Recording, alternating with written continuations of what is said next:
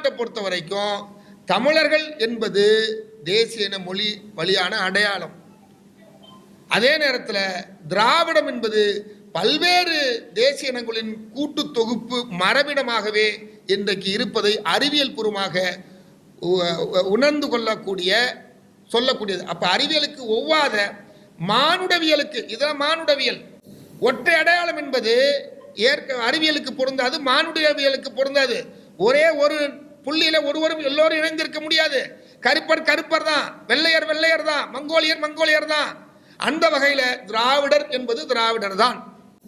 எனவே திராவிடத்தை வீழ்த்துவோம் என்று சொல்லுவது என்பது தமிழர்களை வீழ்த்துவோம் என்று சொல்லுவதற்கான பொருள்.